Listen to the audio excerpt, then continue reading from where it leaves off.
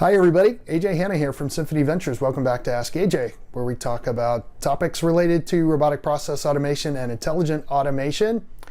To COE or not to COE? That is the question, with all apologies to Shakespeare.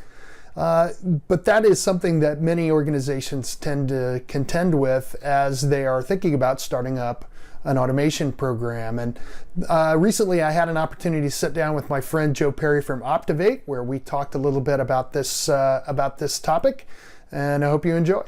What we have said when the topic of COE comes up is that it's not necessarily a foregone conclusion that you're going to do a COE. A lot of it is about how your business operates. So what have you seen?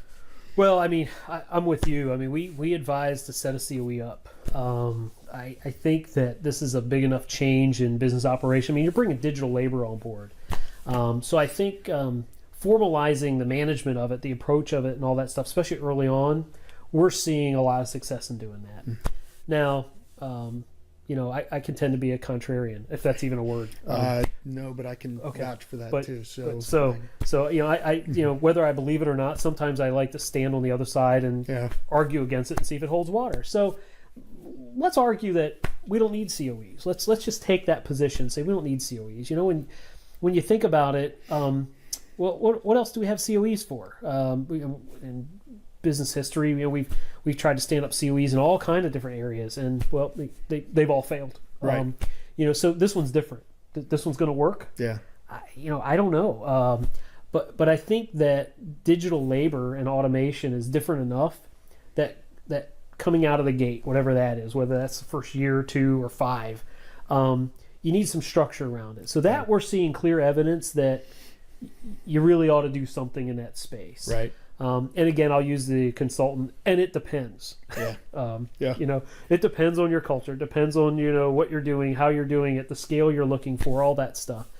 But, the reality is that, I don't think any of us know whether it's a long-term solution, whether it's going to live forever.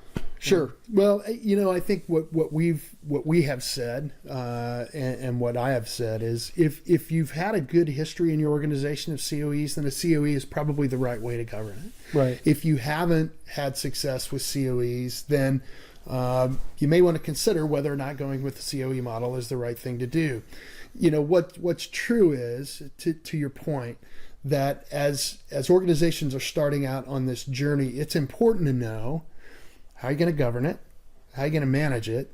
What are the policies and procedures that are necessary in order to make it work effectively? Right. How are you going to manage capacity? What we found and what many are finding is that it kind of grows like a wildfire sometimes. Once somebody has heard that you've done something and automated something to success in an area, other parts of the operation want that too, and you begin to get this flood of requests. Right. On this question of a COE, as somebody is considering moving into the space, what advice would you give to them? What we're seeing is that, especially the customers we're engaging in, it's not a big bang enterprise, blow this thing out, right? Right. And so since it's starting in a functional area, we're advising COEs because of what you just said, right? This functional area is going to automate stuff, and then the other functional area is going to say, wow, that's cool, we want to do it. And so it's a formal mechanism for communicating and staying on the same page. Otherwise, I'll put my ex-CIO hat on for a minute. I'm sitting in the CIO chair and I'm watching business operations in the functional areas, like little grass fires everywhere. Yeah. And I'm freaking out because I'm like, where's the consistency? Where are the rules? Where, how does this work? How are you load balancing this? What happens if it breaks? When's my phone going to ring? Right. And so I think the COEs provide a lot of value. I want to thank Joe again for spending some time with me to talk about all things automation. I hope you found something that you could take from that conversation that's useful for you. And actually, I'd like to engage all of you in the conversation. So on Facebook and Twitter, at Ask AJ Hanna, no H on the end, I'd like to get your thoughts on the success of COEs in your environment. So be looking for that question coming up on social media. And as always, if you have any other questions you'd like to see me address, send me a note at askaj@symphonyhq.com, and we'll see you again next time.